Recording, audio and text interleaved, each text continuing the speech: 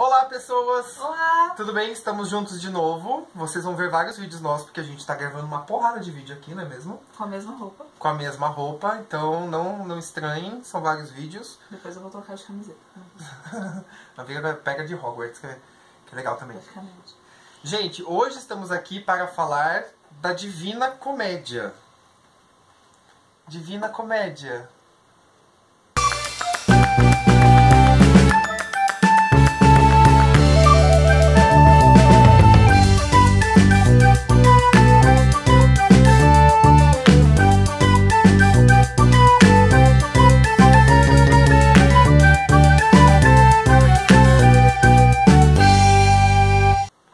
Certo?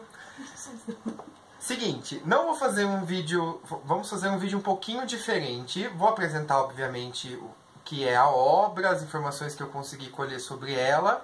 Eu terminei de ler esses 3 livrinhos aqui há pouco tempo, então vamos aproveitar para gravar, mas, como eu disse, de um jeito um pouquinho diferente. Gente, vamos lá. A gente fica perdido no meio das coisas aqui, mas a gente vai se achando. Essa edição que eu tô aqui é da editora 34. Ela vem nesse box e os 3 livros separados. A Miriam também tem, só que é o pocket, né? A minha versão é de bolso, ela é um volume único, né? E assim, comparando as duas, a versão pocket obviamente tem menos detalhes. Acho que tem alguns mapas só, mas é menos informação do que tem, obviamente, nessa edição. A editora 34 fala que é a mesma tradução para os dois, algumas diferenças. Por exemplo, essa daqui é edição bilíngue. Então vocês vão ver a tradução e aqui, numa fonte um pouquinho menor, tem o texto original em italiano. Ele foi escrito, obviamente, né? Para quem não sabe, Dante Alighieri, entre 1308 e 1320, mais ou menos, porque não se sabe a data exata quando Dante começou a escrever o livro, que ele foi exilado, isso, esqueci da palavra. Exilado, tem toda a história dele, que depois a gente pode deixar nos comentários ou colocar um texto lá no canal, no site do Marca Páginas. Mas assim, o foco do vídeo não é tão este. Assim, estrutura. São 3 livros, ou seja, o Paraíso... Tá certo? Não. É assim. Aí, agora foi. O Inferno, o Purgatório e o Paraíso, nesta sequência de baixo para cima, que Dante vai percorrer todos os círculos do Inferno, as partes do Purgatório, até chegar no céu, rumo a encontrar sua amada Beatriz. Que é legal, a gente tava lendo a história dele aqui, que o Dante foi prometido em casamento com cerca de 12 anos, costumes daquela época, mas ele já era apaixonado pela Beatriz, uma mulher que existiu na vida dele. Mas ela teve uma morte trágica, alguma coisa assim, deixou ele muito desolado, muito chateado. Hashtag chateado. E depois disso ele virou um político muito ferrenho, muito focado na vida política dele. Só que ele dedicou vários poemas de amor para Beatriz, que foi o grande amor da vida dele. E também, obviamente, a Divina Comédia, que logo no Inferno, onde ele começa a obra, ele já vai rumo a Beatriz até chegar no Paraíso. E Beatriz tem esse conhecimento do amor dele, sabe que ele a amava, e ela manda Virgílio para ser o guia do Dante até o final do Purgatório.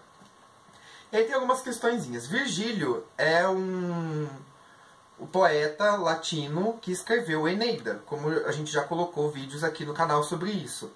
E ele, durante os livros aqui, fica muito claro a admiração muito grande que Dante tem pelo Virgílio na vida real.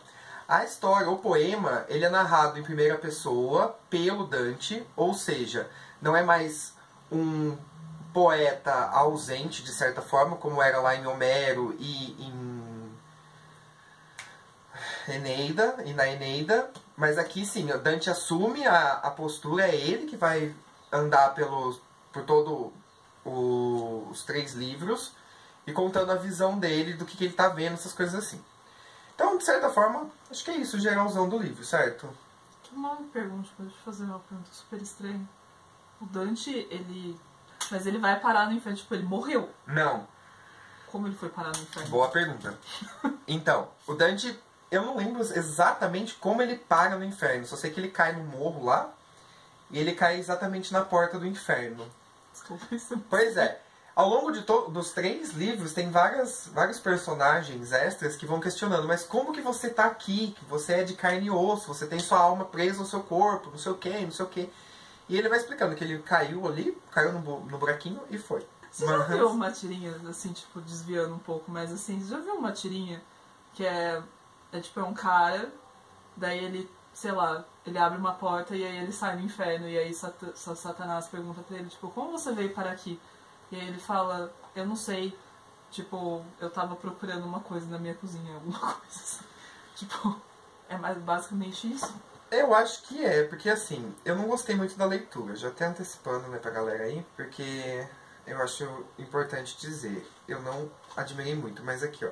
A meio do caminho, ou seja, a duração provável de uma vida humana, portanto, aos 35 anos de idade, Dante se encontra perdido numa selva selvagem, que representa o resultado do extravio da senda da virtude. Após uma noite inteira de angústia, ele consegue escapar da selva, mas primeiro tem que se livrar de 3 feras, blá blá blá blá. Então, do nada, ele se encontrou numa selva e ele percebeu que ele estava no inferno, porque o Virgílio chegou e falou assim, oi, você tá, o que você está fazendo aqui, querido? É, você tá no inferno, sabia? Bem-vindo! Bem-vindo ao inferno. Beatriz mandou eu dar uma ajudada em você aqui, então eu vou te ajudar a chegar até ela.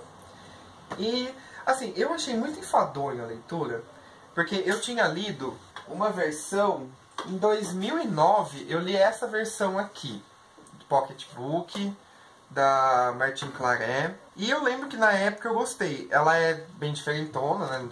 É só a tradução. Uma coisa que esses livros aqui não fazem é dizer na capa quem que é o tradutor, né? Porque é uma pena. Eu lembro que naquela época eu gostei bastante de ter lido. Eu terminei... Não, 2006. Eu terminei de ler em 1º de junho de 2006. Então faz um tempinho, mais de 10 anos que eu li esse negócio. Aí eu falei assim, agora que a gente tem um pouquinho de dinheiro, vamos comprar uma edição boa, não é mesmo? Só que, gente, eu achei muito enfadonho, porque assim, parece que ele tá passeando num shopping, a minha visão. Gente, não massacre. Se você quiser dar o dislike, foda-se, dê o dislike aí, mas eu vou falar minha opinião, porque eu não gostei mesmo do livro. Talvez, e eu tenho certeza disso, eu não estava no momento adequado para ler. Não é uma leitura para você fazer dentro de um ônibus. Ah, eu tô indo pro trabalho, vou ler. É uma leitura para você parar e ler e ir interpretando parte por parte. De certa forma, o livro ajuda muito, porque antes de cada canto, né, que ele é dividido em cantos, tem aqui um resumo do que vai acontecer e depois começa o canto em si. São ao todo 33 cantos por livro, mais um introdutório. Então são 100 cantos. Mas não é muito complicado, assim, se você for fazer uma leitura atenta, eu imagino que vai demorar um bom de um tempo para ler tudo. Mas uma leitura mais, assim, rápida, você vai pegando o essencial de algumas partes. Eu fiz essa leitura rápida na maior parte deles. Em alguns momentos eu parei, voltei, li de novo, para entender o que estava acontecendo, para até, né, para não ficar uma coisa muito superficial, uma leitura sem propósito nenhum. Mas, no geral, eu não gostei muito dessa segunda leitura que eu fiz. Porque, como eu disse, parece que ele está passeando num shopping. Então, assim, o inferno é dividido em vários círculos. Inclusive, nessa edição aqui, tem a representação destes círculos. Isso é uma coisa que eu gostei muito nessa edição e que não tem na versão Pocket. Não tem mesmo? Eu acho que tem. Tá. Isso tem. Desculpa. Então, ele faz...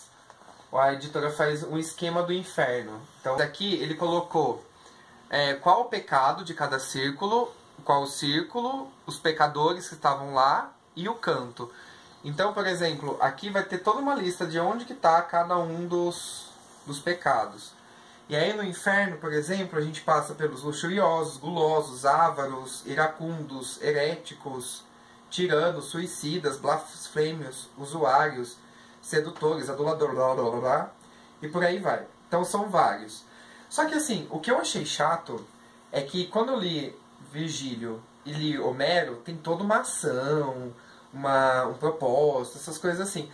Aqui eu achei muito monótono, porque ele vai passando e fala assim, ai, olha, a gente tá no primeiro círculo, então a gente tá aqui no círculo dos, sei lá, dos viados, porque tem também, certo?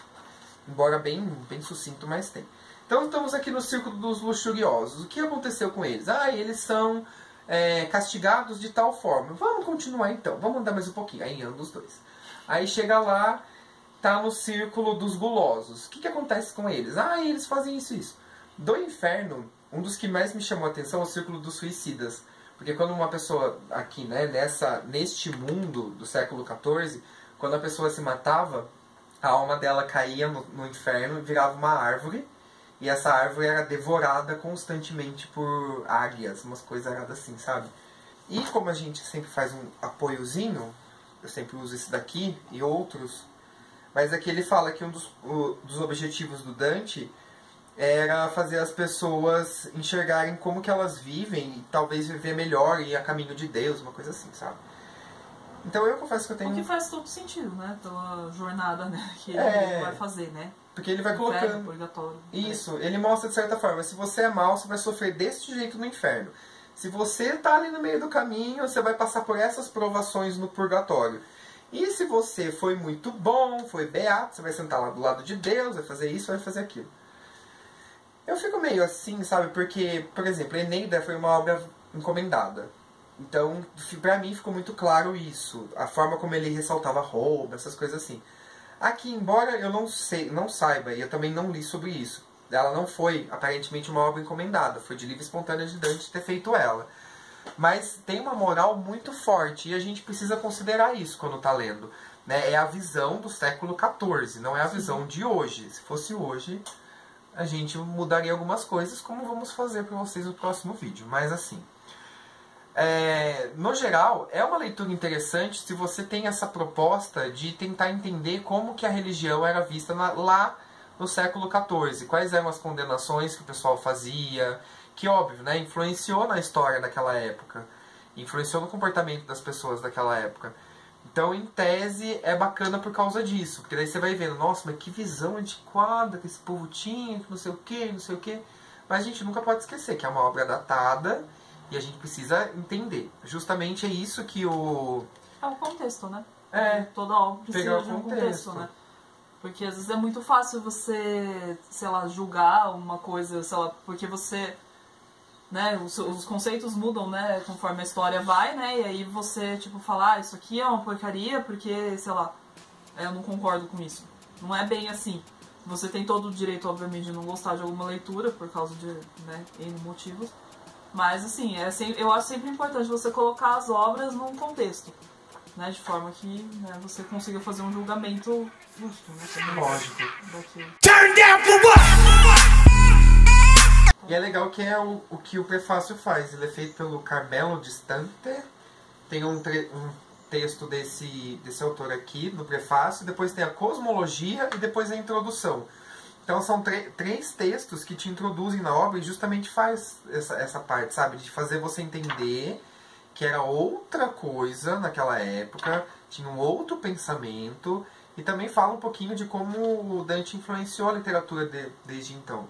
Uhum. E a cosmologia também é super interessante. Você vê que nem, por exemplo, eles acreditavam que a Terra era um globo. Quer ver?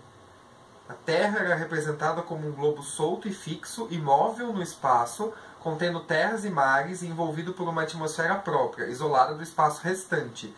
Acreditava-se que esse globo era constituído por um hemisfério superior, setentrional, de superfície predominantemente sólida, num único habitado, e que o inferior, o austral, seria quase todo marinho, tendo unicamente seu centro a montanha do Purgatório. Então, assim, é interessante, porque até ao longo... E veja bem, deixa eu fazer um comentário, que desde aquela época eles não acreditavam que a Terra é plana, tá?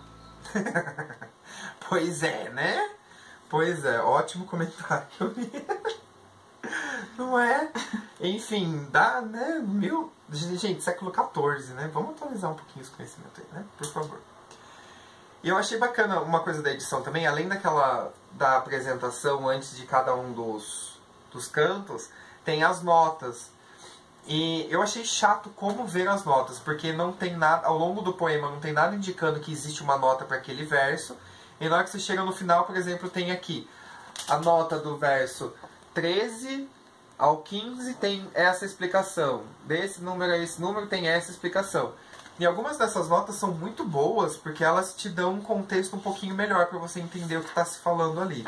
A gente ia fazer, embora já esteja com quase 16 minutos o vídeo, a gente ia fazer uma interpretação dos poemas. Então vamos fazer isso num vídeo separado, que vai ser o diferentão do vídeo, tá? Não ficou pra esse, vai ficar pro próximo. Mas tem uma coisa legal, que a gente tava conversando aqui antes de gravar, e a Miriam falou que ela foi pra Florença, né, Mi? Sim, eu Conta fui um pra pouquinho do que você Florença, e lá eu fui, né, pra muitas igrejas, e uma delas A Beata foi ajoelhar no milho nas igrejas. Exceto que não, né? Na verdade, eu fiquei com medo de pegar fogo. Satã tá entrando, Satã tá entrando. Ai, meu Deus. Queima essa japa. Não aconteceu nada, tá? Tô aqui inteira, viu? Minha alma está ainda, né, em ordem, aparentemente. Plena. Pleníssima. Enfim, bom, eu fui a essa igreja que chama Igreja da Santa Cruz. Eu não vou falar o nome em italiano, porque eu não sei falar. Mas tá aparecendo a foto aqui. Em algum lugar vai aparecer a foto. Na minha mão. E lá, na verdade, é uma igreja onde tem muitos túmulos. Eu joguei a foto pra cima.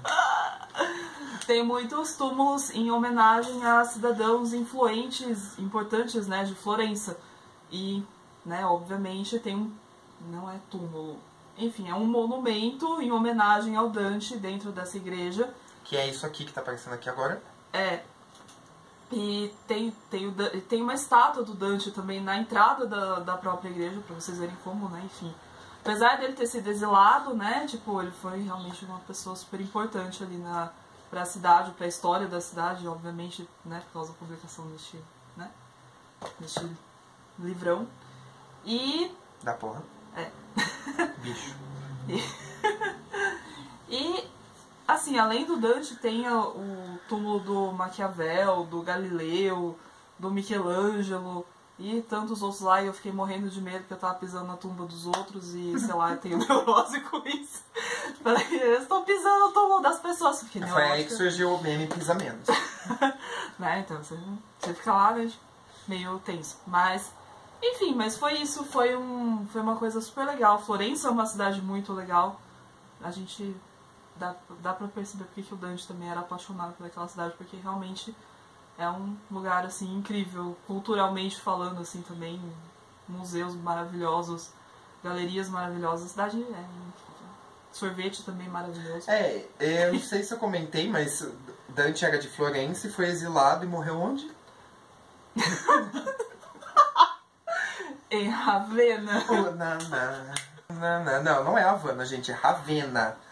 Ele não foi pra Cuba, caso vocês estejam não é um livro comunista não, tá, seus trouxa?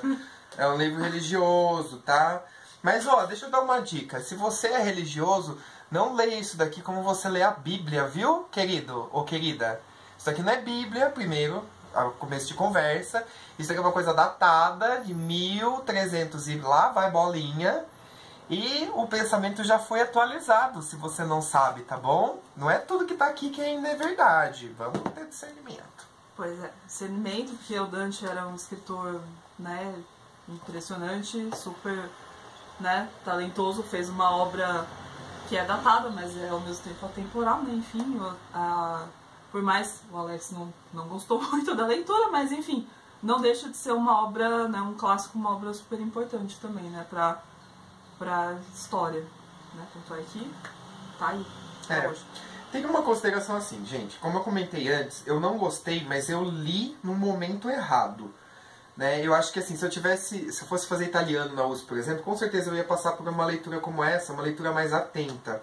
Até pra ver a questão da rima, como que o Dante fez. Inclusive, ele criou esta forma de fazer poema. E as rimas segue aquele A, B, C, B, ou seja, a rima do final desse verso rima com esse, o final desse rima com esse, o final dele, aí vai. Ele criou uma forma própria de escrever, todo rimado.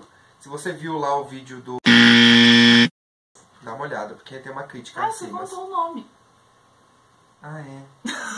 Se você viu o vídeo que eu fiz sobre um livro que eu estou lendo, que eu não falei o nome, lá tem uma crítica muito forte à rima. Mas assim, a importância desse livro é gigantesca, assim como foi Virgílio e os livros do Homero. Só que a gente tem que ler com uma certa parcimônia, né? Pra saber exatamente o que você está lendo, de quando você está lendo e por aí vai. Vale a pena a leitura, mas eu indico muito assim, tenha um tempo, dedique um tempo para ler isso daqui, para você apreciar a forma como ele escreveu, também apreciar a tradução que deve ter sido difícil para um caralho, porque não é fácil traduzir, e não é fácil, eu imagino que deva ser mais difícil ainda traduzir poesia e poema, sim, porque sim. Você tem que manter a rima do jeito que o autor fez, não necessariamente as mesmas palavras, porque isso é impossível, mas, gente, deve ser complicado, muito complicado para você achar as palavras. Isso, de certa forma, torna também a leitura um pouco chata, porque, embora tenha essas rimas, tem umas palavras aqui que sabe quando você acha assim, ai gente, que desnecessária essa palavra aqui no meio, mas né, faz parte da poesia. Uma coisa que uma vez eu li sobre a Divina Comédia é que, enfim, é que o Dante, especialmente na parte do inferno, ele usa muito palavrão, né? Ah, eu não reparei não. É? Eu não reparei em palavrão. Não sei, né? Se os palavrão naquela época era, por exemplo, bobo. Não, chato, bobo. Tem umas coisas, tipo, o pessoal... Há algumas traduções e parece que em italiano ele faz uso de uns palavrão assim, de baixo calão mesmo, entendeu? Eu não reparei, eu reparei que assim, ó, no inferno é muito tenso, sabe? As descrições que ele faz dos pecados e como os pecados são pagos no inferno, tem umas coisas que é bem pesada. É por isso que também a gente tem que lembrar que a Divina Comédia serve de inspiração para coisas bem pesadas. Seja jogos, seja filmes, seja, né? Tem toda essa questão aí, toda essa trevosidade aí deu base para um montão de coisa aqui, né? Uhum. Bem creepy, bem assustador. É verdade. Gente, o vídeo já ficou gigantesco, a gente vai editar, infelizmente, algumas partes para poder ficar acessível. Só que a gente vai voltar para fazer o tal do vídeo diferentão. Espero que vocês gostem, tá bom? Então até daqui a pouco. Não sei se eu vou lançar junto, mas o vídeo vai estar por aí, tá bom? Vai ter um link aqui no final, e por aí vai. Certo? Então é isso, gente. Tchau.